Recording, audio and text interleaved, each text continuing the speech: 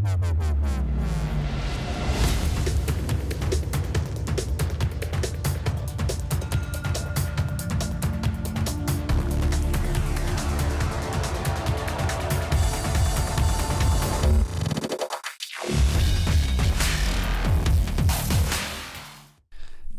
We've just spent some time panicking because we've got no content to discuss.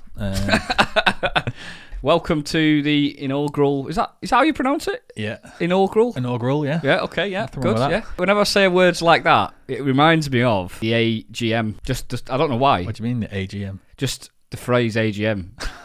Why does it remind you of AGM? I don't know. Inaugural. It's just like a posh business word, isn't it? Inaugural. We're going to the AGM. There are people watching now going, what the hell is an AGM? Would you like to explain what an AGM is? Annual general meeting. Yes. For the top bosses, mainly, of a company. Yeah. And it's basically just a giant piss up. It was hard for me to get that out, actually, because in my head it was just screaming a girth machine. And I was like, I had to think, no, what's the serious answer to that? A girth machine. A goose master. No, shut up. How many hours do you reckon man-hours we've put into planning and stuff? More than one, probably getting towards 2. 2 hours at least. Yeah, I think so. It's been tough. I'm knackered, to be honest. I'm ready for bed. Go for a nap. Great content. It's probably going to be better, actually. It might well be. In fact, why don't you all go for a nap as well? We'll all feel better for it.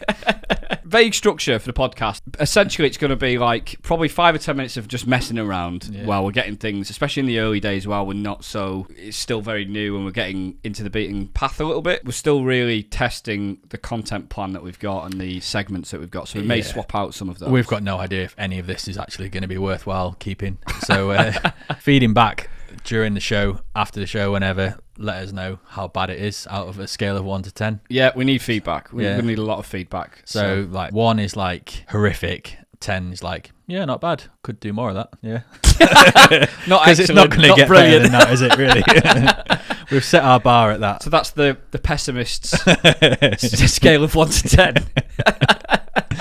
I'm happy if we get a good 6 plus. A good 6. Okay, fine. Okay, well, that's your barometer. Yeah. we do have a content plan. We'll briefly go through that in a second. But in general terms, the first kind of 3 or 4 podcasts that we do, it's just going to be unplanned, light-hearted in the start, and then we'll be towards the end. We've got a section where we'll be so we do want your questions, really, don't we? Because otherwise the section at the end where we're going to be doing viewers' questions will be silent. So it will be. Please do send some questions in. If there's like one person in at the end, it's like the world is their oyster. Yeah, they can ask as many questions as they want. So send your questions in and hang around because we will answer them. We just won't answer them straight away. We can answer them at the very start and then kind of at the very end. That's right. Yeah, it's just to introduce ourselves a little bit. Can I just interrupt you to crack a beer? Yeah, I'd like to crack a beer because this is the first one. Yeah. We probably will have a beer or two during these podcasts. Yeah, just to loosen the old. Wet the whistle. That. Yeah. Just So we'll probably, these will be not heavily boozy, but 1 or 2 casual beers. Yeah. Thursday night, warm up for the weekend. That's right. That's kind of the idea of this podcast. What would you say, like ammunition for the weekend?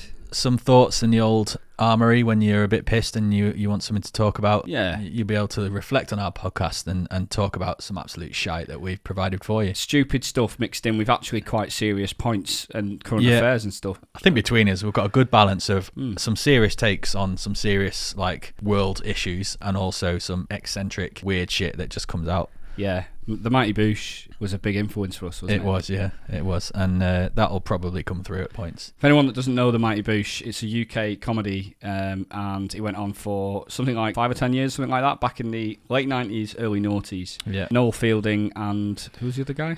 Julian Barrett, yeah. Okay. He's disappeared, hasn't he? He's not been... He's done some more serious work these days. Has he? Yeah, his comedy thing's gone quiet, but he's changed paths, I think. But very niche. It's one of those programs that you have to watch for the first few episodes. If you don't make it past the 3rd episode, you're going to hate that program forever. And whenever one of your friends brings up the Mighty Boosh, you're just going to say, yeah, no, a bit weird, a bit too weird for me. But if you get past the 3rd episode, you've seen enough of it that you start to understand the humour. Yeah. Well, we're going to be like that. If you can get to the 3rd podcast... If you're still with us after 3 podcasts, I'm impressed, to be honest, because I wouldn't listen to us for more than 3 podcasts. Yeah. To be honest. Right, I'm going to crack a beer.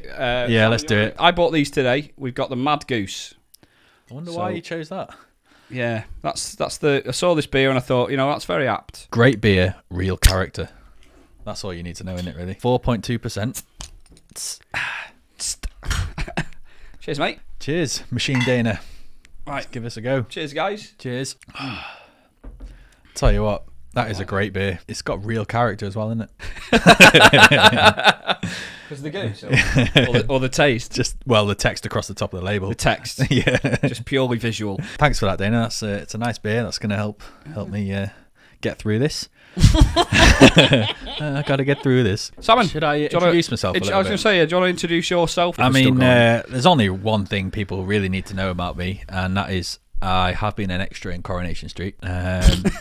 Not just any extra, I had a speaking part as well. That was a life goal that I achieved, and since then I've lost my way. I've got no goals left. And for the non-English viewers that we may have or listeners on Spotify or YouTube, can you probably explain know what Coronation they Street must know is? what Coronation Street is. It's a worldwide assume they don't sensation. But, sensation.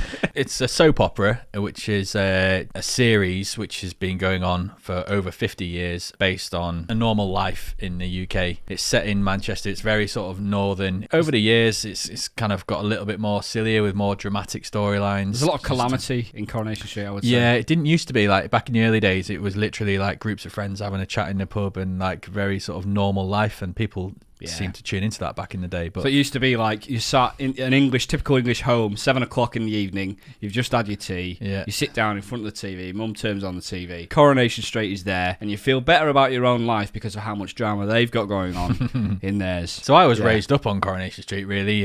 Not physically, I wasn't living on Coronation Street, like raised up on it. As I was raised by my parents, they watched a lot of Coronation Street, and I grew up to love it. I always dreamt of being an extra in it and not telling my family. So one day I would just be appearing in the background, and in my mind I'd be sat with them, and they would all look at me and go, "Was that you in the background?"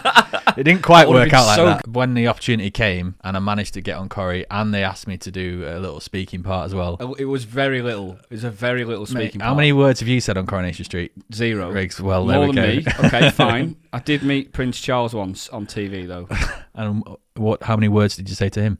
I just said hi. Well, there we go. So don't start slagging me off for how many words I've said on Coronation Street. Yeah, but he was royalty. Coronation Street actors are royalty. Yeah, exactly. Got a speaking part, smashed it. Most people on the feedback I saw on Twitter that night, most people said it was the best extra they've ever seen. But, I was expecting that, to be fair, when I walked off stage.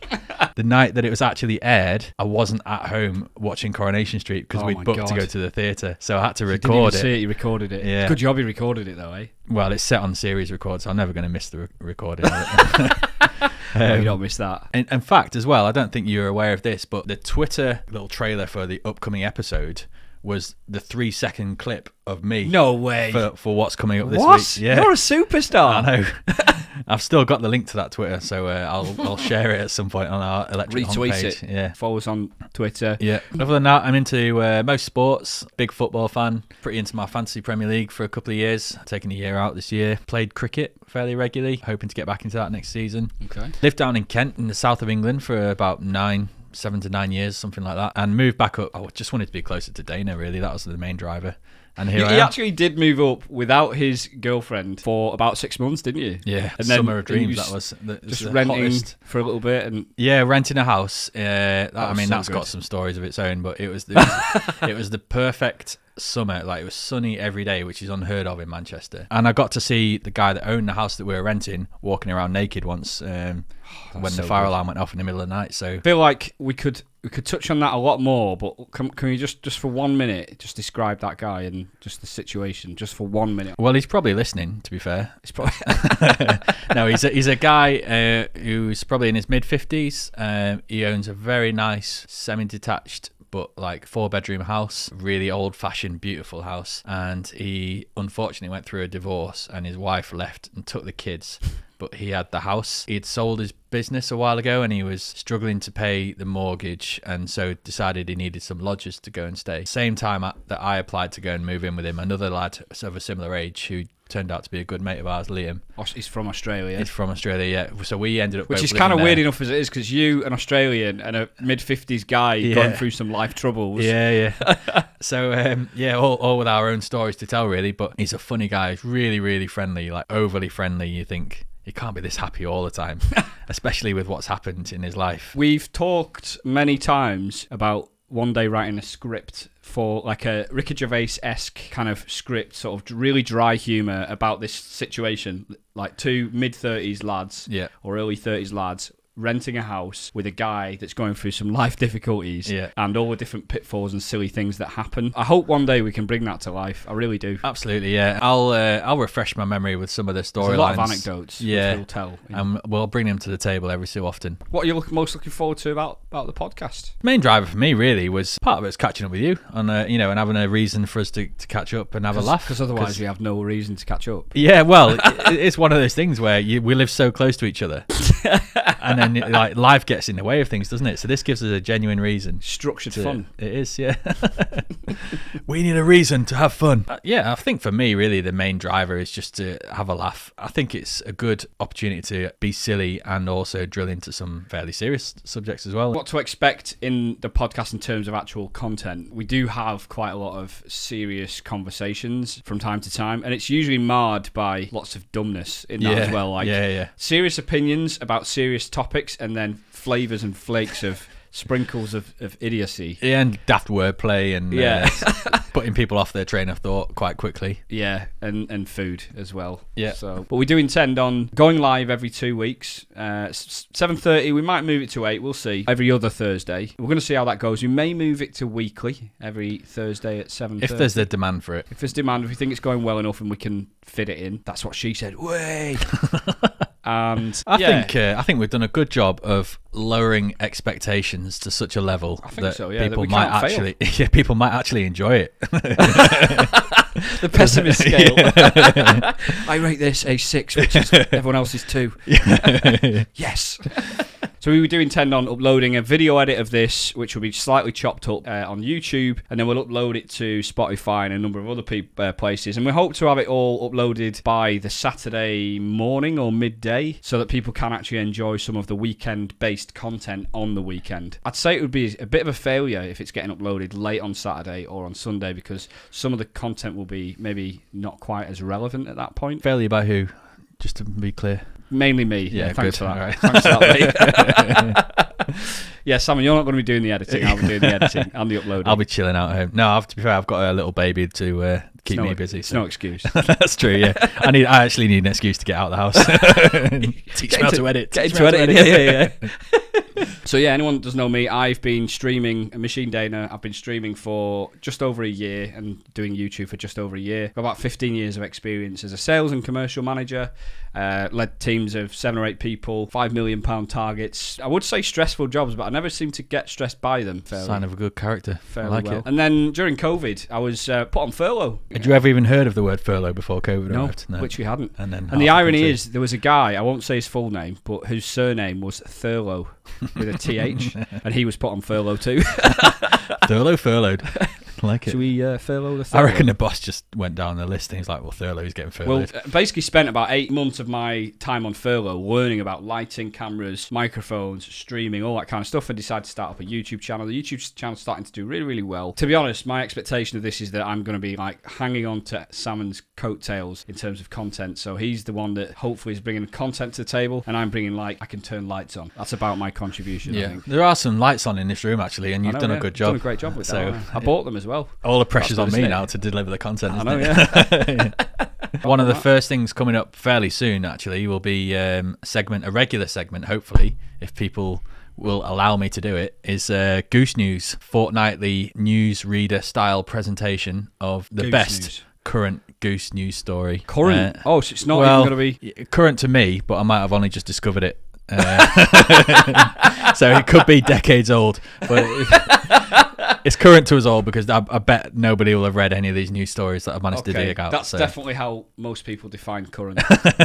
Well, actually, today's Goose News, which is worth hanging around for, is very current. Okay. And it is interesting. After that, we'll actually discuss some serious subjects, so we'll get past the ridiculousness of Goose News and we'll talk about some serious subjects. A lot of it's going to be focused about what's gone on in the last 2 weeks in the early parts of the podcast and what's coming up in the next 2 weeks in the later part of a podcast. As the aim of this podcast is really to set people up for the weekend, we do have a little section towards later on in the podcast where we're talking about what's coming up and what's to expect at the weekend coming up. Amongst the seriousness as well, though, we do have some other stupid stuff. We're having a little dad joke off. This will be a recurring segment. That's right. At some point when we're going to throw out our dad jokes, once they're both out there for people to enjoy, and do a bit of a facepalm and say that was horrific, we're going to create a little poll, see who tells the best dad jokes. Basically, every week, you guys are just going to decide who had the best jokes. We'll have a running total. Yeah.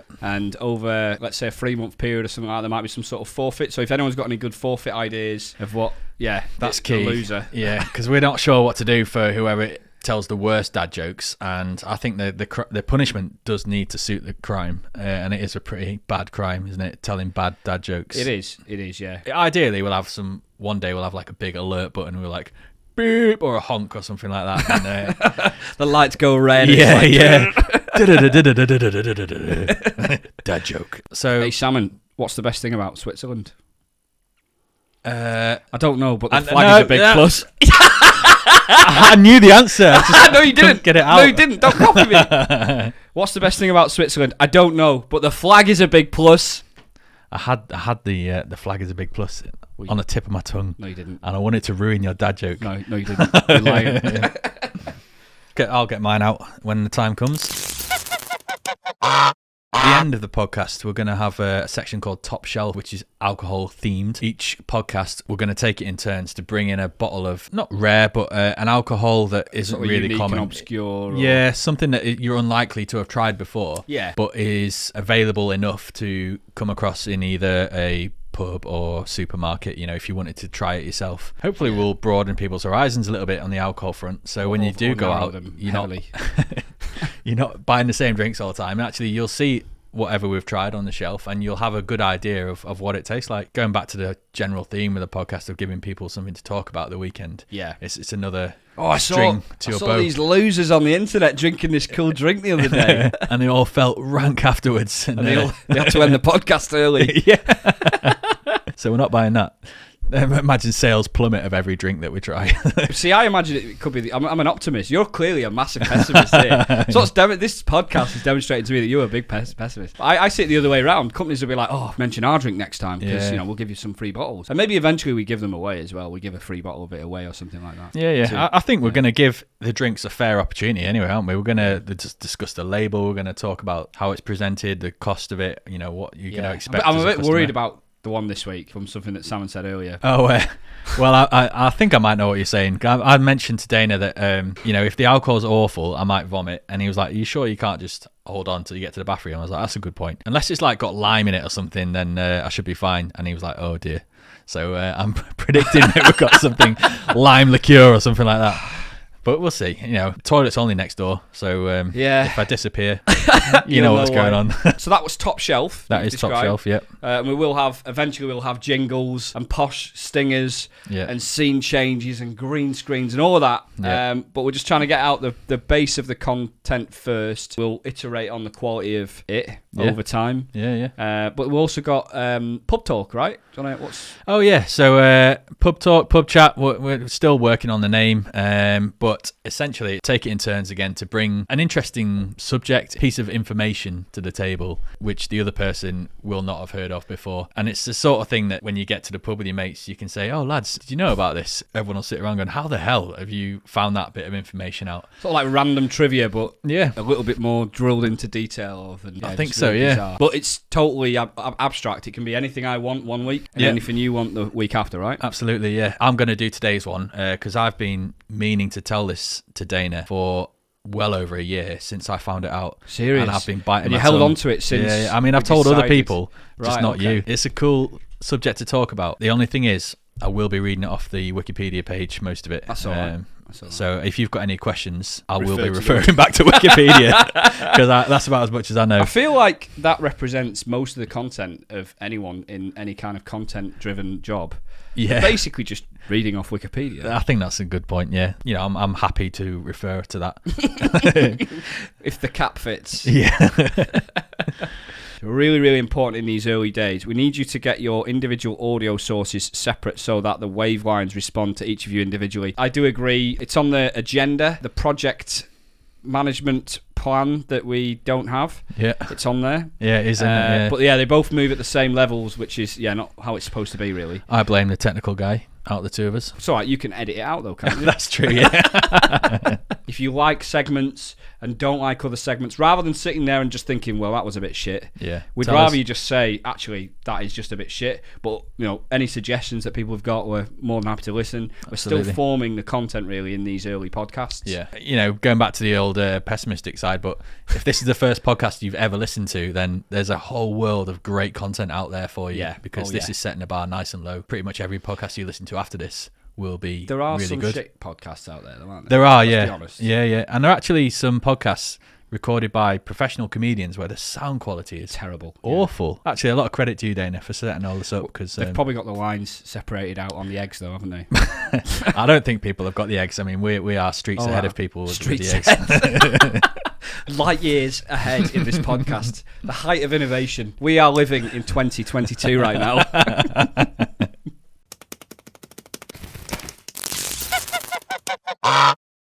Talking of eggs, do you want to move on to Goose News? Okay, first segment. We don't have a jingle, so I'm gonna do a jingle. Yeah, Sam's gonna do a jingle, and we might use them on the edit, or we might not. So I'm just gonna go for it. It's the Goose News. It's the Goose News. Ja la la la la la la la. It's the Goose News. I don't know. We probably won't use it. I like it. I do like it. It wasn't along my line of thinking for Goose News, because I'm thinking more like Sky News, like. Okay. Goose News. Okay. And then you turn to a guy in a suit with his tie on, shuffling his papers. Okay. But obviously, I should have printed this off. In future, I'll bring a suit and tie. I'll read you some relevant and current Goose News. So this will be an ongoing segment. Looking forward to this. I've taken this one from timeout.com. Okay. Pretty big news source for Goose. Solid. Right. Headline: This beer is made with Goose Poo. If you're into that kind of thing. So, subheadline: Wasted Potential Imperial Stout is a boozy statement on utilising waste. Ethical. File this shit under... I got that wrong as well. File this under shit we can't make up. File the shit. File this under shit we can't make up. Finnish microbrewery called Ant Brew. Sounds a bit like Andrew, doesn't it? Ant Brew Salmon. Ant Brew Salmon, that's brilliant. I swear I've heard of that before. They're probably big. Finnish microbrewery Ant Brew is dropping a brand new beer that's made with goose poo.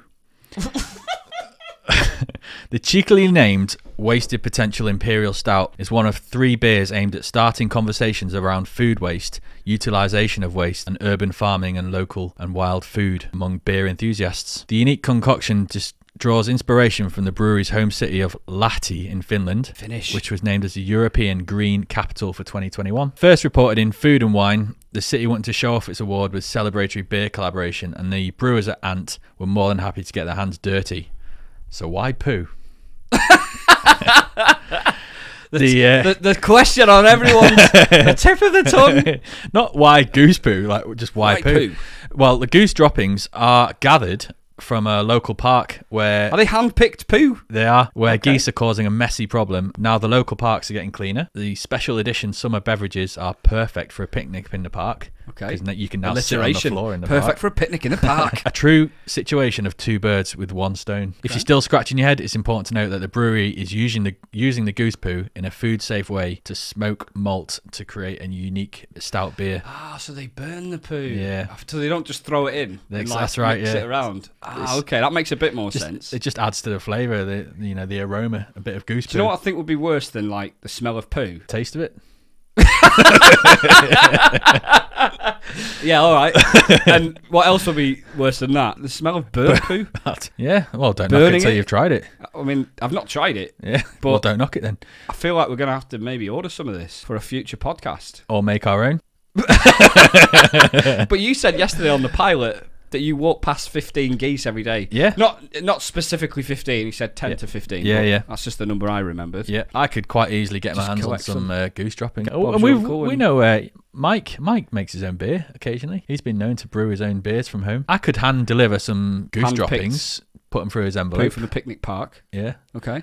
And we'll see what beer comes out of it. Or we can just wait for the Ant Brewery from Finland to produce it. Maybe we could do a taste test on, but a blind taste test on both. Oh, hello! That would be a segment and a half. That'd be great, wouldn't it? One of them's got floaters in. One of them's and I can just see the clickbait YouTube title right now. I tried Goose Poo beer, and this is what happened. Yeah. And just a picture of Salmon going. So this special brew will be dropping by later this summer. We're officially in autumn now, aren't we? So anytime it should actually be released by now. I'd have thought. God, they're finished. They'll eat anything. They'll finish anything. Was that your dad joke? If that was your dad joke. No. I'm getting it out now, actually, because soon as we've been talking about a related subject. Knock, knock. Who's there? Europe. Europoo. No, Europoo. Jesus. That was a dad joke. Yeah, that was a good one, though. It was. And it was related to the subject as well, wasn't it? You planned that, didn't you? So there we are. You can't plan it. Foresight is forewarned, is forearmed, is foreskinned. Five-skinned. Right, I think we need to set up a poll here. What we'll probably start to do is take questions via an email. We do have an email address. It's is it honkelectric@gmail.com? Yeah, that's right. But for now we can just take questions in chat. But in future podcasts, what we'll probably do, like funny or silly stories or anecdotes or questions towards the end of the podcast, and the best ones we'll pick out, they'll make the podcast. Yeah. Which will then go onto Spotify and YouTube and all the rest of it. A reminder of the two jokes, just so that people know what they're voting on. Okay, yeah. So, what's the best thing about Switzerland? Don't ruin it. Let me say it. Don't like purposefully make the joke. What was yours? Something about Switzerland flag or something? What's the best thing about Switzerland? I don't know, but the flag's a big plus. Does everyone know what the Switzerland flag looks like? Let's not pick into the detail. Okay, right, yeah. Knock, knock. Does everyone know what a door is? Knock, knock. Who's there? Europe. Europe who? No, Europe who? Trying to ruin my joke. So coming up, we will be talking about some more current affairs, slightly of a more serious nature. We discussed yesterday in this sort of like pilot episode that my opinion was that I thought we'd have quite different views when it comes to politics related subjects, but Daena seemed to think that we'd be quite similar. So I'm interested to see where that goes. The more I thought about it, then I thought actually, to be fair, we're both fairly open-minded, and I think we do probably share quite a lot of similar opinions on these sort of things. So hopefully we won't just be talking about something and agreeing with everything each other says, and actually we'll do a bit of devil's advocate. So you've got 30 minutes to vote for the knock knock joke as the best joke. It's so biased. It was a good joke though, I'll give you that, and it was relevant as well. That's the problem with that, because we hadn't even mentioned Switzerland once when you piped in with yours. Because the thing is, when you said, we'll say it at a relevant time, I just thought there's not going to be a relevant time to talk about the Swiss flag. So I just said it. In my intro about me, you could have thrown out there, oh, by the way, what's your favourite country? And I would have told you Switzerland. Yeah, even though you're relying on the fact that I'm smart enough to do that, which I am absolutely not. To be fair, you're focusing your energy on the lights, and you've done a cracking job at that. So I'll let you off. It's brilliant, which will reflect really well on the Spotify podcast. Yeah. If we keep talking about how good the lights are for the whole show, the Spotify crowd. They might come over to Twitch and follow us at that point. Yeah, let's keep doing that then. Actually, before we move on from the Goose news, there was a little annex that I just wanted to stick on the end. Asterisk, you mean? Well, a little addition. Or caveat? Yeah, no, it's not related to the story. It's just like a little bit of a at the end. Okay. So for all of our listeners from Middle River in Minnesota, USA, loads. There's probably quite a lot out there. This weekend is the 47th annual Goose Festival. So there's quite a lot on. This weekend? Yeah. So the Middle River Annual Goose Festival, the 47th one. You've got things ranging from a farmer's market. There's a goose drop. They don't actually explain what the goose drop is. I like the mystery around that. Yeah. Maybe we should go. Just a short we're not going to make it there this weekend, but maybe if we aim for the 50th one or something. Is it the 49th, this one? 47th. Oh, the 47th. Yeah. 3 years. That gives us enough time to prep, I think. Yeah. I feel like 3 years is enough. And then we can master our skills at a goose drop. The highlight of the whole thing, though, is the Goose Festival parade runs through town. And in my mind, that is a parade of geese. It's got to be. Yeah, different types of geese. There might be mad geese. Yeah, or yeah. Mad Goose. Nice. Okay. Yeah. If you're from Middle River in Minnesota, get yourself down there this weekend. Oh God, I'd love it if people joined our Discord, !Discord, in the chat on our Twitch page. Joined the Discord and started placing pictures of their event at Minnesota Goose Festival. Yeah. That would be so good, wouldn't it? I feel like we're not big enough quite for that in our first podcast, but maybe next year. Yeah. I feel like we could refer back to this very moment in a year's time and say, do you remember last year when we... Well, funnily enough, you mentioned an AGM at the very start of this podcast. Annual general meeting. Yeah. And why do we not have an annual general meeting at this? Because it'll be a yearly anniversary. It'll be our anniversary every year, and we can go to Minnesota. It's funny you should say that because there's a big streamer called Nick Merckx, and he has just done something that, as far as I'm aware, no other major streamer has done. He calls his subscribers, the M fam. I don't know why. It's like some Merckx family or something like that. Yeah. M fam. But he's just run a barbecue for all of his Twitch subscribers, and there was 10,000 people that turned up to his barbecue. All right. So if we have ours at the at least 10 people. Middle River Minnesota Goose Festival, we can claim all of the members of the public that have just turned up to be our listeners and followers. We can claim them. Yeah. Yeah. They probably won't be around. We'll say 20,000 people have turned up to our AGM.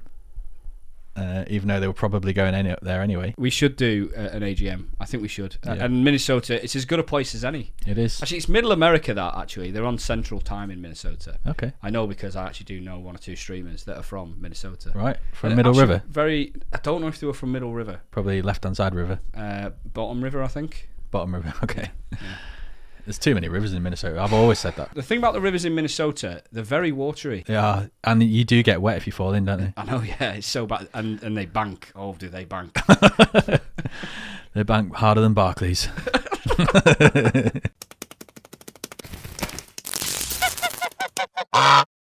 When we had a chat before we started streaming, it felt like you had a good list of subjects that I've got a few things I did want to just mention. I wanted to get your takes on some of these things. So part of this is me just wanting to generally show my opinions on stuff and maybe chat as well and so on. Pique the interests of any Spotify listeners that are listening to us right now and also YouTubers as well. So hi if you're subscribed on YouTube. NFTs. So NFTs have been around for a long time. Yeah. Probably years. I want to say 3 or 4 years since Ethereum was around. Smart contracts and the ability to assign like the ownership of some sort of digital content to a blockchain, decentralized blockchain transaction. Really in the last month or two it feels like they've really blown up. NFTs is basically like owning a part of like digital history, but the thing about NFTs is you can literally just create any picture of your own that you want. You can even take other people's pictures and change them a little bit, and then that's all of a sudden your picture. Yeah, so take a famous piece of artwork, put a cock on the forehead of Jesus. Exactly. The Mona Lisa with a giant cock on her head could sell. If there's demand for it, that can sell, and literally some of these have sold for millions. But many of them are selling for tens of thousands and hundreds of thousands. And what a lot of people are tending to do here is they'll release like 1,000 pictures and of different variants of things. For example, there's like a pixelated monkey. Some of them have sunglasses. Some of them have like golden chains on and silly different versions of the monkeys.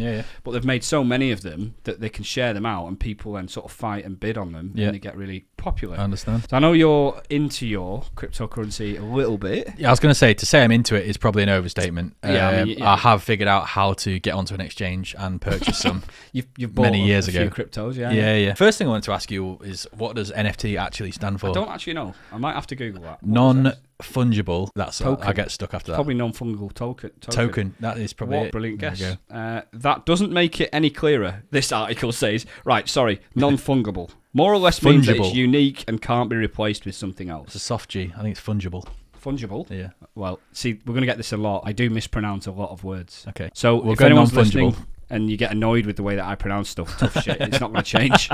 But feel free to correct me. I think means it's not there in your hand. It's irreplaceable as well and unique. But my main questions were, do you know about them much at all? I have seen some of the trends going around, and I've seen people saying, or isn't it crazy that this picture has gone for $50,000 US or something. My initial reaction is probably like, bit old-fashioned, and they'd be like, "Oh my god, like how has anybody spent so much money on a digital picture? I can just take a screenshot of it, save it on my phone, and I've got the same picture." I think it just takes a bit of time to come to that appreciation of human beings have always liked collecting things, haven't they? And I think that's where it all comes down to is collecting the rarest items. And human beings will collect literally anything. I mean, examples of that, I mean, if anything, NFTs are like not even that far down the list of just trash that humans will collect. Yeah. Like people will collect metals and different stones and pebbles. Stamps, yeah, exactly. Yeah. So NFTs, when you put it in context of that, are not even that weird. But a lot of people are not spending a lot of money on those, but people do spend a lot of money on stamps, don't they? Like this is a 1964 Queen's head of the penny 17th. black. The penny black's the rare stamp. The penny black, is it? How do you know that? You've got a collection. I have of one. Yeah, that you bought from the shop last week, and I'll be using it tomorrow to post a letter. So with NFTs, the big debate is this a bubble or is it not a bubble? Are NFTs and digitalized, contracted, essentially copyright, is this going to be something that is going to persist and become a big thing, or is it just a bit of a bubble? A few people are making a lot of money, pulling the rug, and it's just going to die off like virtual reality did in the 90s, 3D did in the noughties? My view is it's going to last, but we are in a bubble. I know I've just given you both answers there. Okay, thanks. Of two opposing sides, but I think the technology and the thought behind it is sound, and I think it's something that real artists that generate a lot of demand for their products will be able to take advantage of and sell a unique print or a unique. See, I appreciate that a lot more if it's actually someone that's got some physical art. Exactly. They've digitalized it and then they already own the copyright to the physical. It's a more modern version of traditional art, right? I appreciate that a lot more. If you just take it, and this literally has been happening, people have been taking pictures from Google, distorting them, and then reselling them. But they've been doing that in their thousands, so they've been making good money from it. I think that's the bubble aspect of this, though. It's just like there's a craze and people are taking advantage of people who aren't really thinking about the situation properly, and they're like, oh my god, this is the latest craze, I can need to buy this and I might even be able to sell it for a bit more quite quickly. Interesting. Polo in chat says Pokemon cards are massive at the moment. Interestingly, some people have been designing NFTs in the style of a Pokemon card, but they've designed their own Pokemon, or it's them. It's a cartoon of themselves and giving themselves statistics and stuff like that. And even that, I at least see with that there's a bit more effort into it than just taking like any old crap. There is, but it still makes me wonder why anyone would actually pay for it. Pay for it and demand it. Yeah, I think when it's a famous person that's driving that demand, unfortunately, I think what can happen is that they basically take advantage of their. And I mean really taking advantage, the monetary advantage of potentially vulnerable fans of theirs, where they're just making the money, pumping the popularity of it, pushing it really hard on the social media, and then they're just not interested in the NFTs because they've sold. That's it. They've created the NFTs, they've sold them. It's none of their business anymore. They've not got any interest in it. Logan Paul's a really good example of that. He's the guy that went. Do you know about Logan Paul? I don't know if he's the one that's doing the boxing stuff. They're both doing the boxing, Logan and Jake Paul. Logan Paul's the guy that went to Japan into the forest. Is it the Fuji forest where people hang themselves? Right. Okay. And he did it in a YouTube video, and he basically found someone that was actually hanging, that had committed suicide. Yeah. It was funny to see it in action because it was like his career just went down the pan overnight, and the guy is not a likable fella. Yeah. So I've noticed that. By sheer coincidence, he's really pushing Pokemon cards. He's also pushing NFTs, and I wonder is it the best thing for someone like that who's just starting to recover his career after this massive fall that he took like 7 or 8 years ago to then start pulling the rug on his fans with NFTs? Well, as long as he makes a shitload of money out of it, he won't care, will he? I don't think. Well, he won't care, and neither will his family, so that's all right. I was just thinking, once this kind of bubble bursts or it just calms down a little bit and actually genuine artists start selling their work digitally, that's a really good outcome. And you can imagine art galleries actually paying a fortune to have the original artwork digitally displayed in their building, in the same way that you'd like to go and see the genuine Mona Lisa. You'd appreciate that this is the original NFT piece of artwork that was created by a famous artist. Then on the other hand, like, you could set up a rival art gallery next door with all the same pictures that are non-NFT. They're just like copied off Google. Not even NFTs, not smart contracts, anything. Just taken off Google. Printouts stuck on the wall, and people will get the same experience. Technically, I mean, well, probably not technically. Actually, I think part of the appeal is that anyone can look up the blockchain and see that a particular person, or let's say a wallet address, cryptocurrency cryptocurrency wallet address, an Ethereum address, owns that NFT. So even if someone comes on and says, I own the Mona Lisa, the original Mona Lisa NFT that was sold by the Louvre, for example, I've probably pronounced that wrong. I've probably butchered that word as well. That's a good English take on the proper. All right, come on. You've got a French girlfriend, so... Well, I'm still not great at it, but I'm probably better than you just Louvre. No, it's Louvre. Louvre. Yeah. Okay, nice. Okay, have you been there? I have never actually been there. Me and Gemma went there. It was brilliant. It was really good. I remember seeing a photo of you, a black and white photo of you outside it. Yeah. And you looked a little bit like Peter Barlow from Corrie. Peter Barlow from Corrie. Right, okay. Well, the Mona Lisa is very underwhelming. It's about a foot deep, which is about 30 centimetres in world units, 12 inches in freedom units, and it's really not that big at all. But you've got such a huge crowd around it, you don't even get to get up close to it either. So it's like you're kind of squinting your eyes to... One thing that we really enjoyed was the sculptures in the Louvre. They were pretty good. But there was a genuine moment when we went there, me and my wife. It's about 5 or 6 years ago. In one of the rooms, and I remember distinctly, it's a room where there's Egyptian sculpture and there's Egyptian artifacts in this room, and most of it's behind glass. And I was horsing around with Gemma, walking backwards, like... just messing around. It was pretty empty in this particular room. It was like quite the late on in the Neanderthal that you are. And like the absolute Neanderthal. Correct. And I lost my balance, obviously, and I very nearly. I basically stabilised myself on a statue that looked like it was quite expensive. I don't know how much it was, but it looked expensive. And but then I thought to myself, why would you put a statue like that right in the very middle without any like barriers around it? It can't have been that expensive, surely. In their risk assessment, I'm not sure they factored in moonwalkers. That's NFT. It'd be interesting to see how that goes in the next year or two. NFTs. Yeah, I think it'll die down, but the technology will still be used, and will probably be the future of like unique artwork and things like that being made available to the public. I just heard on the radio the other day, it's been in the news quite a lot, especially in the UK, is our shortage of HGV drivers. Truck drivers. You might have to, truck drivers. Okay, you Americans are truck drivers. We've got a massive shortage of truck drivers in this country, and we're starting to see increasing numbers of headlines of supermarket shelves being empty. People starting to get worried of whether Christmas is still going to go ahead. You know, can we get all of our toys and food and all the stuff that we need for Christmas? To the point now where truck driving, which was always seen as a pretty basic job, pretty horrible job in that you spend so long away from home, you sat in traffic jams all the time. Yeah. I don't actually think the pay has ever been that bad for it. Like 20,000-30,000 a year. Yeah, something like that I think they're on, And then it started to creep up as post-Brexit, we've lost a lot of the workforce that were doing truck driving things. Because of the increased demand of skilled drivers, the wages of skyrocketed. So they started creeping up, and now all of a sudden they've exploded to the point now where you've got truck drivers earning $100,000 a year. Serious? Yeah. As much as that? Yeah, I've heard on the radio truck drivers calling in saying, I used to be on like 40k and now I'm on like 97. I did not know it was that. I mean, I knew it was bad.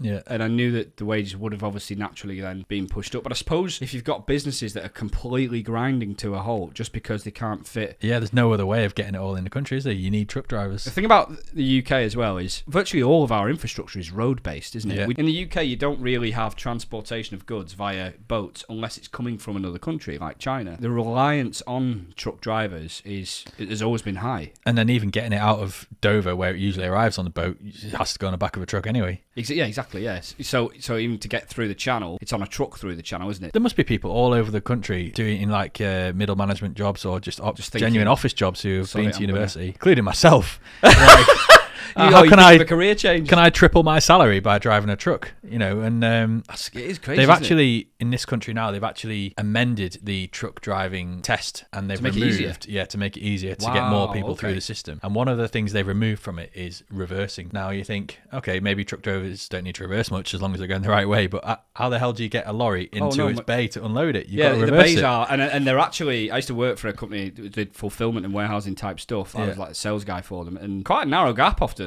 of navigate past fork trucks and stuff like that. I used to live next to a truck driver actually when I lived in Kent, and he told me a couple of stories, and he was saying whenever there was a truck driver arriving who was clearly awful at reversing, all the other truck drivers would just gather around and watch and put a load of pressure on him while he absolutely fucked it up. Yeah, that's brilliant. It's a pretty bad reflection on our society that we're relying so much on so much being brought in. One of the problems there is if someone's going to make a major career decision to start driving trucks, which isn't the healthiest of jobs, jobs. It's not a career that many people would aspire to. No. Some people will. There'll be people listening that probably have got a brilliant life because they've been driving trucks all the way, fine. But many people wouldn't. And if you're moving from another job that was lower paid, but perhaps more fulfilling for you and matching your skill set, whereas driving is, I wouldn't say it's a highly skilled. I think if you probably learn to be a good truck driver, reverse into a bay, I reckon. Reverse into a bay, exactly, yeah. And even that you don't have to do anymore, do you? So exactly, yeah. So, but surely as demand goes up for that, wages will then start to go down as more people fill that demand. Yeah. So surely over time, those people are just going to end up being fired off or made redundant, or it becomes unviable again as more. Yeah. So it feels like a really short-minded career move. I think actually contracts in that industry are very short contracts. People get brought in and cover a gap in demand. They do move between companies, or certainly my old neighbour did. He was like, and he's obviously representative of everyone in the UK. He'd been done it for most of his career, and he was kind of explaining how he works, and I guess how a lot of them work.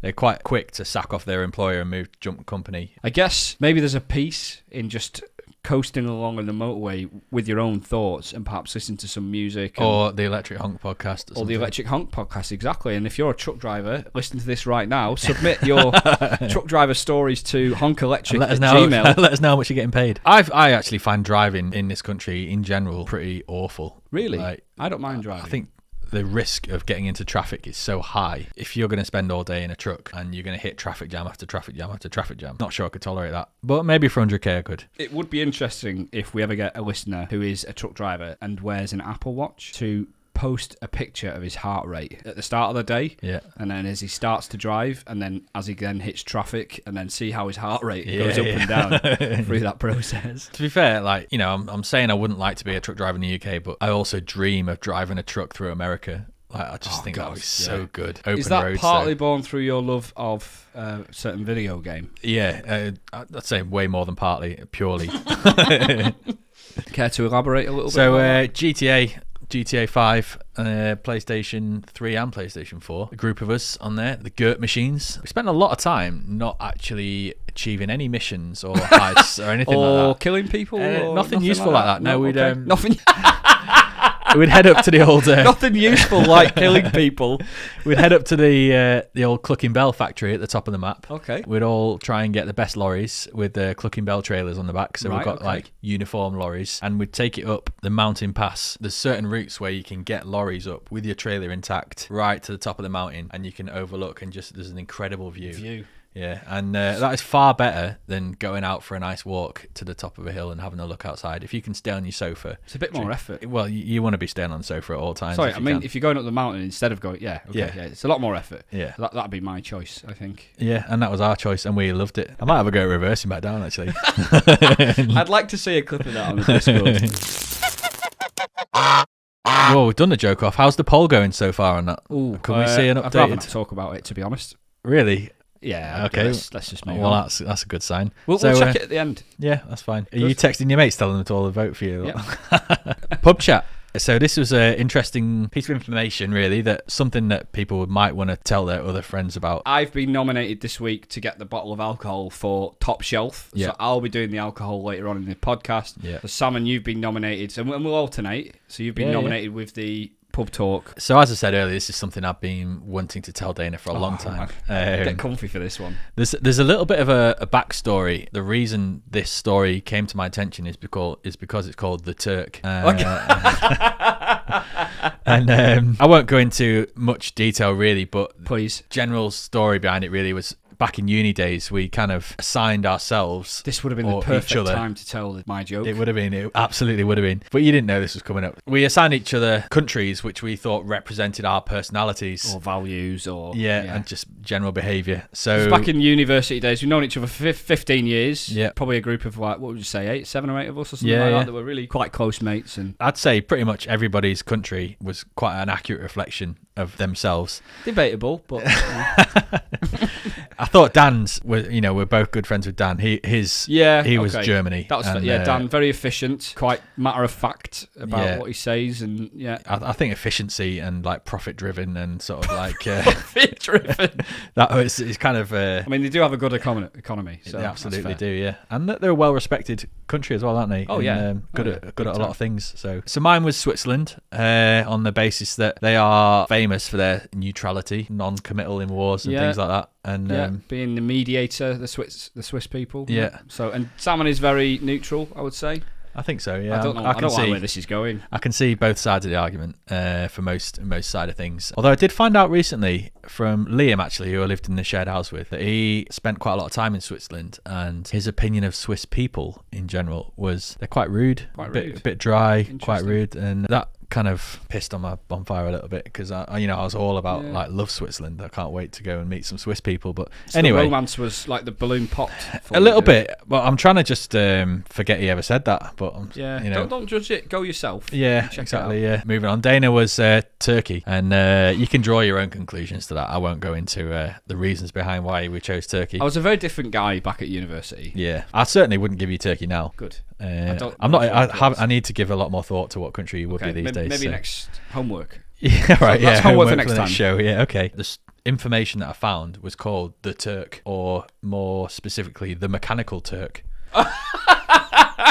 It's nothing to do with turkeys, like the animals. It's let me open Wikipedia, because I'm going to have to refer to this quite a lot. So the Turk was essentially an automatic chess player. Okay. Right. A fake chess-playing machine was constructed in the late 18th century until it was destroyed by a fire. It was constructed and unveiled by Wolfgang von Kempelen in...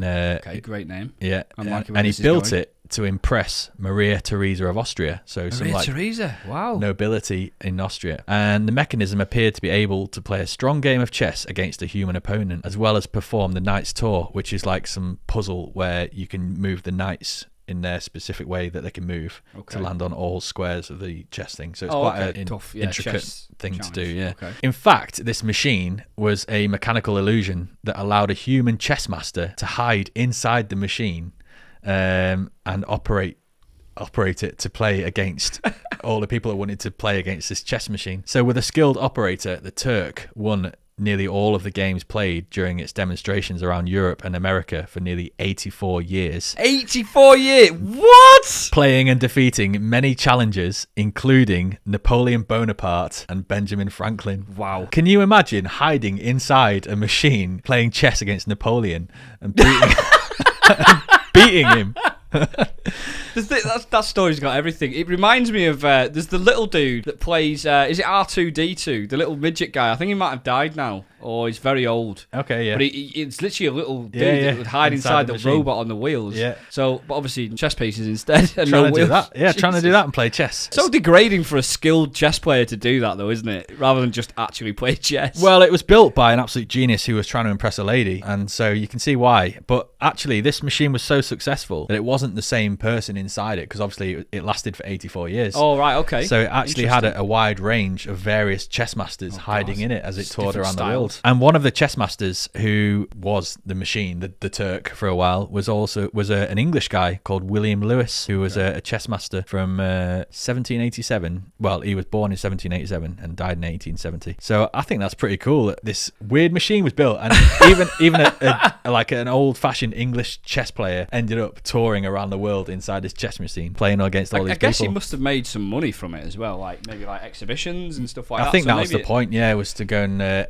like it. I can get on board with that. So now I'm sort of less tied to the fact that it's Turk, and quite derogatory manner in which it was used to me 15 years ago, and now actually quite a clever mechanical, absolutely, guy. And with great underpinning reasons for it as well, like impressing the ladies. The reason why it was called the Turk was because you had this big chessboard, and there was like this torso with arms that move above the chessboard. He was dressed in like classic posh Turkish clothing, like Ottoman style clothing. Ottoman, okay. The way it worked was the guy hiding in the machine had magnets with bits of string dangling down underneath the chessboard, and so he knew where all the chess pieces were. Oh. So the chess pieces on top also had magnets as well, so he could operate, just pull the string, operate the guy's arms, the torso above the table, okay. operate the arms to make it look like he was moving the chess piece, and then move the magnet with his other arm. I feel like to go. for the incredible. YouTube podcast, the YouTube edit, I'll try and get a picture of this up. On Yeah, screen. Absolutely. Yeah, because there's some good pictures. Interesting visualization. Yeah, that sounds clever enough, but actually, he even made it more incredible by having his space where he was inside surrounded by cogs and other bits, which made it look like it was mechanical. It was designed so you could open the doors on all four sides and still not see a human. And he would move. And the cogs would move, and so people could look straight through, see the cogs and the fresh air on the other side. Just be like, yeah, this must be. Yeah, wow. And it's empty underneath. It's that just is quite cogs. clever. It's incredible for that time of life. So this was this like 100 years ago or something, or like 150 years ago, or? Yeah, so we're talking from 1770 until. Oh, jeez, that's even more impressive. it's unbelievable. 200 years, 300 years ago. I actually genuinely feel like people would struggle to invent that now. Yeah, it's incredible. They say it was destroyed in a fire in 1854, but I'm not sure what led to that Probably fire. an insurance job. Yeah, more than likely. But how interesting is that? I like mechanical chess. I'm going to struggle to top that next week. I really am. I'm going to have to literally get researching as soon as this podcast ends. But it's genius, absolute genius. I love it. The poll is in. Yes. So I know we're going to leave it to the very end of the podcast. We're probably not a million miles from the end now. We've got a couple of bits to cover. I think I know the answer to this poll, so I'm just going to check it out. Not got a single joke. I didn't get a single vote there on that. Oh, dear. But they all voted for 100% for mine. 100%, yeah. Let's work in percentages. Yeah. You win resoundingly. And what was the forfeit for then? No, the winner nominates who takes the extra shot. That's what we'll go with. Yeah, and then in future maybe we could work on that and figure out what another forfeit could be for the loser of the joke competition. But you are now winning 1-0. Yeah, I'm happy with that. Time for me to retire? shop, put 5 at the back, and play out for the 1-0 win. Mediocre jokes now for the rest of it. Playing for the draw.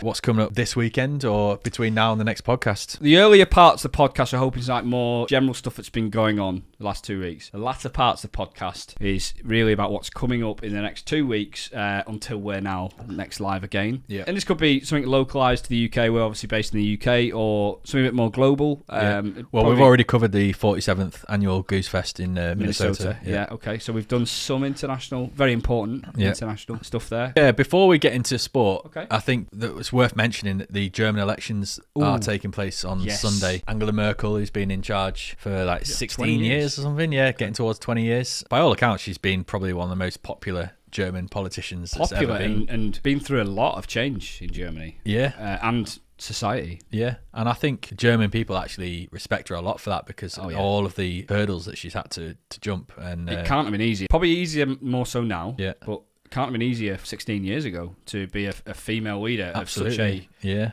powerhouse of a country. Yeah. Without being anyone that follows German politics closely, I think it's quite obvious to most people around Europe that she's well respected and she's done a good job there. So it's a big deal, certainly, that she's and so her party is they are the centre right party, so probably the equivalent of the Conservatives, or what the Conservatives should be in this country. But I think our Conservatives are slightly more right than what is considered centre-right. But her party, apparently the guy standing in her place in these elections is not very well liked. He went to visit a town where there was like some serious flooding or something like that. He was caught laughing to his aide at something, probably completely irrelevant. Yeah, probably was listening to this podcast, heard my joke, was like in stitches, and then the media caught eye and was like, "Jeez, he's laughing at this." He heard your joke, and the aide went, "Are you going to vote for that one?" And then he started laughing, and then oh, okay, the old flip reverse. Yeah, I see what you did there. Well done. So it sounds like he's not very well liked, or not as well liked as she was. So that party winning power again isn't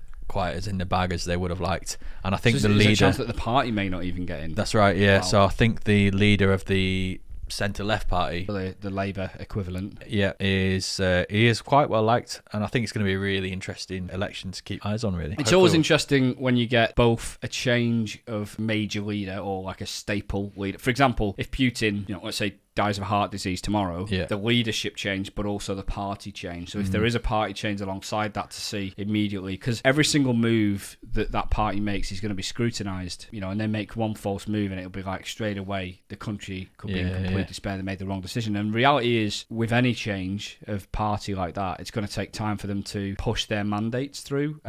If they do that, in the UK, they quite frequently will have a mandate to get in power and then completely disregard that mandate when they're in power. I think in Germany it's slightly different as well, because it's not like first past the post system where they've got the majority now, they can do whatever they want. I think what they tend to do is build up a union of different parties, build a sort of agreement to be the electing government that mainly consists of the winning party, but with a few others that have... I did not know that. Yeah, I don't know the details of it, to be honest, but I think just winging it, aren't you, mate? Yeah. I'm okay with that. I mean, you could tell me anything right now and I'll just smile and nod. Well, I think it's quite common that they have a leading party with a couple of like smaller parties like that have backed them to increase their majority within the It will be interesting, because I think one of the most interesting things, slightly off topic, but like in relation to what you're talking about, is there has been so much acceleration of change in the last, certainly 10 years, but 20 years. If you go back 20 years, things it was a totally different place. So talking about this recently, like, even though the internet has been around wholesale since 1995, it's not been populated as well as it is now.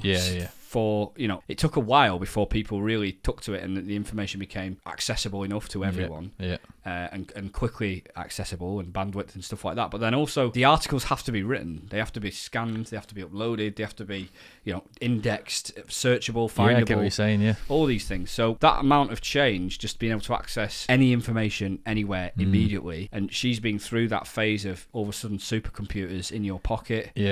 Mobile phones would have probably taken up this whole room this time 40 years ago or whatever, or 50 years ago. So she's gone from an era of like newspaper information only to everybody being able to access everybody's opinion on everything. It's quite admirable, really, especially with all the other difficulties, because Germany, because of their war history, must be a difficult place to run politics in. Probably under a lot of international pressure. Certainly 20 years ago they would have been, probably not so much now, because we got through some of that, but then also being a female in that environment as well, and that's very admirable, I think.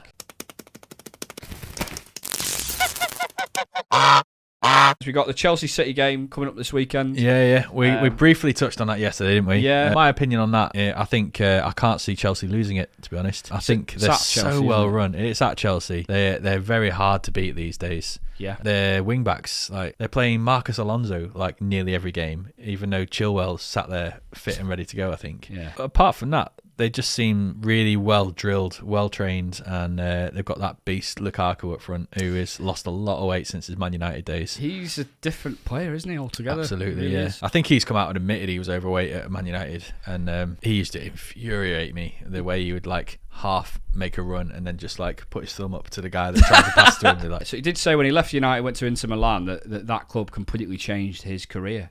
And he sort of turned stuff around, whether it was the coaching staff or him and his own mental kind of strength or whatever. But I think he's going to do well at Chelsea. He's already scored 3-4 goals or something like that. He's doing pretty well. Like that, and you know what? Despite he's lost a lot of weight, apparently still looks like a big guy. He still is a big guy, and apparently after every match for Inter Milan, he would eat 2 packets of gnocchi. 2 packets of gnocchi? Yeah. That is so random. I know. How do you even know that? That's so random. I heard it on the radio the other day. I mean, 1 packet of gnocchi between 2 people is a lot filling. to eat. Yeah, proper filling. So 2 packets to yourself. Can you imagine that? Could imagine it, but that'd put me out for a good few hours. I'd have to go for a sleep after that if I was to even attempt that. That's if I could do it. That's like man versus food challenge, isn't it? It is, isn't it? Yeah. For Lukaku, it's just like, just play the game of football. I think it'll be a close game. I've got the feeling maybe that'll be a really boring game. Like they might just both play for the point, really. Yeah, I think both teams will be happy with the point after that, to be fair. Yeah, I think if it was at City, I think they'd probably really go for the win and take risks.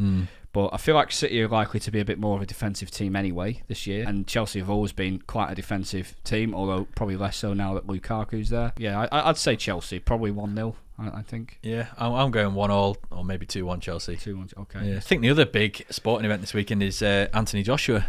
And he's back. He's a little-known boxer from a little... After all that hype when it was going to be AJ versus Tyson Fury, and we're like, come on, finally this is going to happen. And then all of a sudden it collapsed for whatever reason, and now he's fighting Alexander Usyk at the Spurs Stadium though, which is pretty cool. It's a good stadium. Yeah. New stadium. I've never been, but it looks beautiful. No doubt it sold out in record time or something. And I mean, AJ brings in the crowds, doesn't he? He's a very appealing boxer. He fit is. and healthy, good-looking guy. Yeah. Big guy. Marketer's dream, isn't he? He really is, yeah. And it's like Under Armour. He's sponsored by a number of other companies. Under Armour, Yeah. if you're watching, you probably want to take a look at us as well. Yeah, I mean, Picture might of not fitness. box, but you know.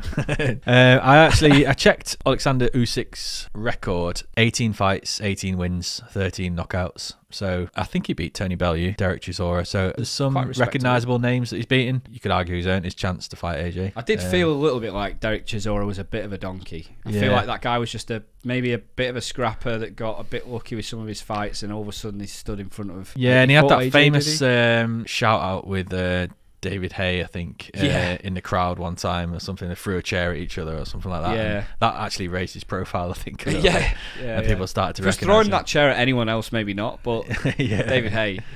With neither of us being like big boxing aficionados, there's still an eye on that boxing match. Might even watch it if I'm awake. I will. I'd be like awake, to watch it. I do keep an eye on Anthony Joshua because I for many years have thought that he would do very, very well. You can just tell from his physique, obviously his background in the Olympics, and guy that you could see that would probably work hard to get to the top. Yeah. Conversely, you look at someone like Tyson Fury, lets himself get really, really unfit in between fights, but then just seems to have the mental toughness to bring himself to a standard that is world class. To me, that's a lot more likeable. Yeah, it's a lot more like, and you know, I think he's. I don't get the feeling he's done it just for marketing purposes. The mental health stuff that he's, you know, it's quite important. That's a lot of effort to go to get yourself liked to destroy your mental health. He's from Morecambe, or he lives in Morecambe, which is very close to my hometown in Lancaster. I know a lot of people that have spoken to him directly, and he seems like a very genuine guy. Lately, is a lot of TikToks where Gary Neville went to Morecambe, walking along the beach, I saw interviewing Tyson Fury, and he's really candid about some of it, and it's quite good that he is essentially popularising talking about mental health difficulties. Yeah, or normalising, I suppose. Popularising it, normalising it, but just making it something that isn't something that you have to hide away from it. Yeah, especially for males. I fear that we might not ever see a Fury AJ fight. Yeah, I mean, that's what really annoys me about boxing, you know, is that you can have two people at their prime. Clearly, it's so hard to get them to fight each other. Yeah, like, there's so much going on in the background that it's just infuriating. In any other sport, I see what you did there. Infuriating. Yeah. Nice, great, enticing. In any other sport, the best two players, best two teams will come up against each other, and everybody will get to enjoy it. That sport is an entertainment. Like, that's all it is. And so why not make it easier to put the best against each other? They should be forced to fight each other based on records or a point system. There's rankings and leagues, isn't there? Yeah. In the weight categories. So I'm wondering if maybe that'll change at some point in the future in boxing, where they'll just get loads of pressure from probably neutrals, and it might hinder the sport unless they start to have a proper ranking system. But then I also think that money talks. And boxing does seem to be a little bit behind the times with that sort of thing, whereas money is just like constantly holding it back and keeping it where it is because everybody's making so much money out of it. But it's insane the amount of money that boxers do make. For example, Floyd Mayweather, he'd go from being not even in the top 100 ranked richest in a year to like the following year number one, because he's made 60-70 million from a fight or two, to then nothing again. And it's like, how can you get such huge swings? He's clearly doing it for the money. And at this stage now, and he's doing these exhibition fights with, I think he recently did one with Logan Paul. We mentioned him earlier in the podcast. It just shows that money is too prevalent in boxing. I think so. Yeah, I think it's really hard to criticize any sportsman for earning so much. Everyone says, "Oh, footballers earn so much money," but the problem with your argument against that is all of the money that they're earning is generated by the people who want to watch it. Yeah, of course. It's not, no one's getting paid out of tax money or anything like that. They, of course, they earn obscene amounts of money. They're earning it because there's so many people who want to watch them. Yeah, there's a reason why the National Tiddlywinks Championship doesn't yield millions of dollars for the first prize yet. Fair. That's fair. Maybe this podcast might change that. We can certainly have a little segment where we follow the... or have a game of Tiddlywinks. And enter the competition. Speaking of entering... sorry if we're going off piece there, but speaking of entering World Championships of strange competitions... Oh, God. I know where you're going with this. I went to a small town called Ramsbottom, just north of Manchester, a couple of weekends ago. Country bumpkin town, kind of like the UK's equivalent of like a small town in Texas. It's a lovely little town full of very friendly people, and they hold the World Championships black pudding throwing. And black pudding is this weird kind of like sausage made out of, I guess, pork and blood. Pig's blood, Yeah. oats, and That's it, yeah, and that sort of wrapped thing. into a sausage and baked. They host the World Black Pudding Throwing Championships. Anybody's free to enter. As you stand under this huge piece of scaffolding, and on 2 levels are like a platter of Yorkshire puddings, large Yorkshire puddings, and I think there's about 6 on each platter, so there's 12 Yorkshire puddings in total. Okay. You get 3 black puddings, and you have to underarm as many Yorkshire puddings off. Oh, as so you it's can. not like who can throw it the farthest? No. Wow. Because of the platter, you can't really throw it underneath the Yorkshire puddings to knock them off. It's like Okay. an arm of scaffolding with a platter resting on it, so like or tied to it. So you Sounds can't very really... technical. They're at 2 different heights as well. So one of them's really high, one of them's sort of like medium height, and so you got to lob it up and hope to land it down onto the So Yorkshire you puddings. entered this competition. I entered it. Did you have to pay money for it? Or? It's like £1 to enter or Pound, something. okay. Yeah. There's a guy with a microphone announcing your name and where you're from. I was feeling confident until that point, and then he's like, "And here we go. It's Andrew from Stockport." Over 100 people stood around watching. Oh, God. I'd say hundreds of people all stood around watching and cheering and all that sort of stuff. If you don't live in the UK, this sounds so mental. Throwing a piece of food made out of pig's blood into a fucking Yorkshire pudding in a competition with the guy emceeing it. Yeah. Jesus. Not just a competition, it's the World Championships. Not just any old. Whoa. Okay. And I'm ashamed to say I absolutely bottled it. You bottled it? Yeah, I didn't even get close with any 3 attempts. Oh, I thought when you said bottled it, I thought you just chickened out. But you went No, for it yeah, and just... I went with it, but the nerves got to me. I got the yips. I'm usually all right at throwing from my cricket days. You know, I've got a fairly accurate throw, but these underarm lobs of black puddings were embarrassing. Do you think it was to do with maybe the shape of the black... Was it a slice of black pudding or... No, it was like a sausage sausage of- bent in a U shape. Oh, wrapped, okay. Wrapped in this sort of like material to make it into almost like a big disc or ball sort of Interesting, shape. right? Yeah. So that probably because you were probably expecting a slice of. I think That's so. what you get Yeah, on your, yeah, like a disc. That's what you get on your English breakfast, That's right? right. Yeah. Are you going back next year? I'm going to enter it every year. Yeah, Can absolutely. you let me know? Yeah. We'll We'll put some film it. pictures on the Discord. Yeah. Film it, yeah. Maybe we could do a live podcast for Yeah, 20 absolutely, minutes. yeah, That'd be fun. 100%. I want to just mention there is one other competition that I would like us to enter at some point. Me and Salmon in our group of friends, maybe at some point we'll display the skills, but we're brilliant at pulling faces. Yeah. We tend to just ruin every single photo that we're in with our friends by just pulling the most ridiculous. Or improve, depending on your point of view. Or improve, yeah, that's fair. So there's the World Gurning Championships. And Yeah. where are they held again? Do you remember? They take place the weekend before the Black Pudding Lobbing World Championships. Oh, God. So there was a recent rule change with the Gurning Championships, wasn't there? Oh, right. Typically, the winners of the Gurning Championships are people that can take their teeth out, pull a face, but they would like rest their false teeth on their lips and be able to make more ridiculous-looking faces. Where's it at? Egremont Crab Fair, that's Egremont Crab Fair. Yeah. Don't know how recently, it might have been a couple of years ago, they made a decision that was an unfair advantage. So I don't know if maybe people were like knocking their teeth out to get false Well, teeth. if you look at the winners, previous winners, there's some of them that have clearly won because they've got like 2 wonky teeth and that's it. And you think that is a great looking face, like well, great looking awful bad looking face. Yeah, Yeah. great looking bad face, but it's the teeth that make it. And, the teeth. give him a full set of normal looking teeth, and Well, he'd they've struggle. banned that now, so you can't. You either can't take out your false teeth, or they, I guess, ban people with false teeth. Yeah. I don't know which way around, but so it makes it fair on people like you and I that have our own teeth. You know what? I think we're Level in the with a playing field. genuine shout of challenging for it. I'd like to think that we can get through the first round. For me, if we can get through, I think you're better at this than me personally. Some of mine are okay, but yours are good. And I'm a you've little got bit out of practice a though. broad range of Yeah. faces that you can pull. But that's not what you want though, is it? In the World Championships, you want True. one incredible One face. go-to, very good face. Yeah, Yeah. that's fair. But I'll be happy just getting through the first round because that to me will be a sign that if I need to step up to the plate and look very ugly, I'm able to do that Yeah. day in day out without pulling a face. Didn't want to say anything. You didn't want to say it. All right, so next year then we're going to go to Egremont Crab Fair, And then followed the week by the after, Ramsbottom World Ramsbottom World Black Pudding Black Throwing Pudding Throwing Championships. Championships. Yeah. Okay. I think it's time to hit the top shelf, isn't it? This segment is aptly named Top Shelf. Top shelf. This will be a segment we'll run every time. We'll alternate between the bottle of alcohol that the other person has to bring in. The other person doesn't know anything about it. In this case, I actually don't know much about it because I've not had a great deal of time to prep. but we're running short on time anyway, so that's Yeah. not too much of a problem. This is hopefully that's on camera there. That's nice. For those only listening, we've got a nice brown paper bag with a big black question mark drawn over it, and we've got the big reveal. Label. An incredible looking label. It says Top Shelf. Top Shelf. It looks professional. The name of the segment. It's actually worth logging onto YouTube to have a look at this when you subscribing when you to the channel. Yeah, okay.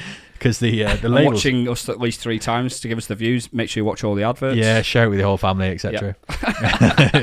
Grandmas especially will love this. Let's do the big reveal. The big reveal is this is Limoncello. Limoncello. Oh, limoncello. Yeah, I'm fine with that. Yeah, that's not lime. So I've never had this. Have you seen the very David Brent-esque guy who made his own limoncello? No. Oh my god. Well, we'll share a link to it after the pod because Okay. it's incredible. So yeah, limoncello. It's an L-I, mate. Limoncello. This is an Italian drink, and apparently it's made off the coast of Italy.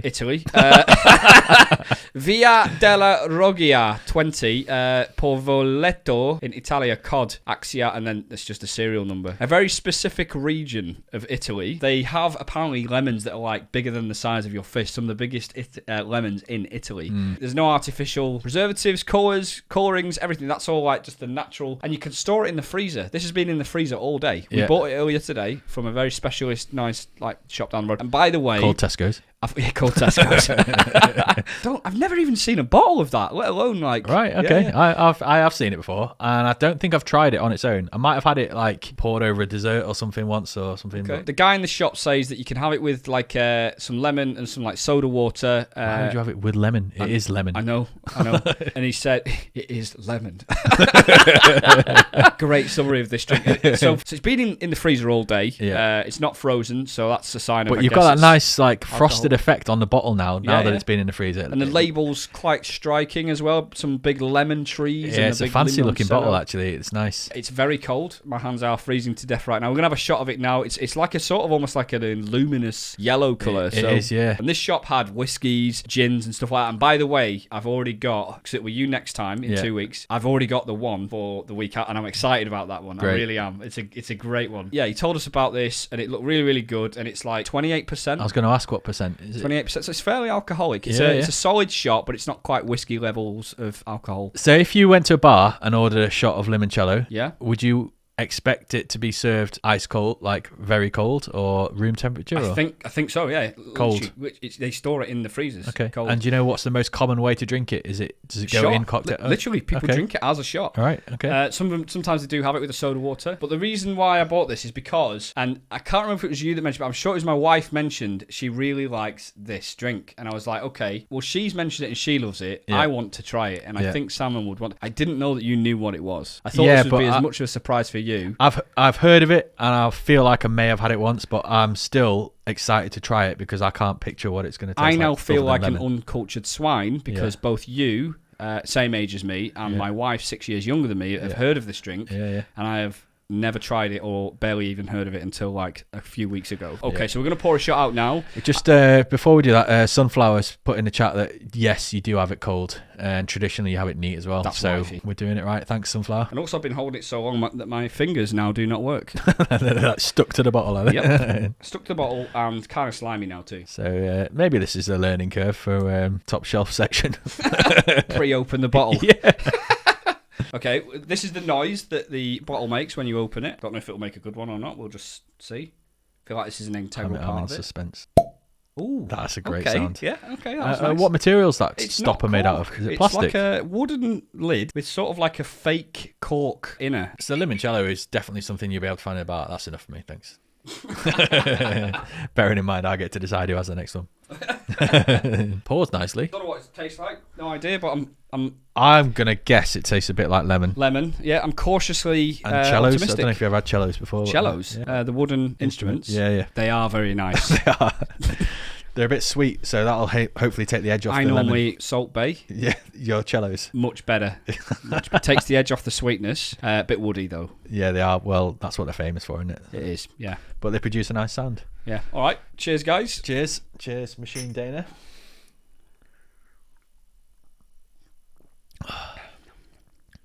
Nice. It's like sherbet. It tastes like lemon sherbet. Yeah, it does. Yeah, it's actually surprisingly easy to drink, isn't it? I don't feel. Yeah, that's not harsh. It's not too harsh for me. That. Yeah, it's I feel like some of these bits in the podcast could be like, oh, this will be really horrible noises coming definitely, through. Absolutely. This is not one of those. That silence afterwards was like appreciation of what we just drunk then, wasn't it?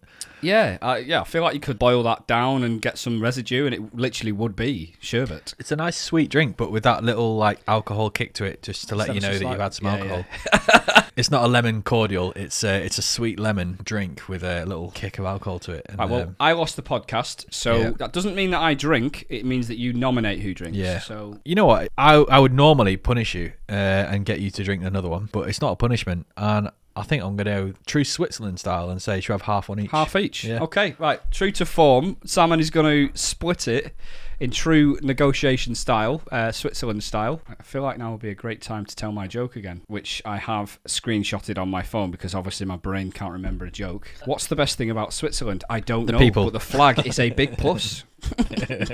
All right, half each. Yep. Cheers again. Okay, joke off result we've done, top shelf we've done. We normally will be reserving this time for viewer questions. Probably not big enough and established enough to have got like loads of emails through or anything like that just yet. Yeah. So for future podcasts, anyone can submit questions or anecdotes or silly situations, and we'll read through them all and we'll pick out the best ones to honkelectric@gmail.com. We'll raise them in the next episode. That was the first podcast, mate. How do you feel? I thought it went well. I enjoyed it. I thought the Turk went down pretty well. Yeah. Okay. No, success in the dad joke. I'm pretty happy. Great form for you, less so for me. The pressure's on me now, though, to maintain my 1-0 lead. I'll extend it to a 2-0 lead. The game's never over until you've got at least a 2-goal lead. You need that comfort goal, don't you? You do. You need the comfort blanket, really. Anyone that's been watching us, I really appreciate that. Yeah, and just a reminder to feedback if it's been a bit too dry or a bit too serious for most of the show, or if it needs more lightheartedness or vice versa. Feed it back. Let us know. And the next one will be, what date is it? Is it the 6th or something? That's the sort of thing we should be checking, isn't it? We should check this. Yeah. The next one will be funnier.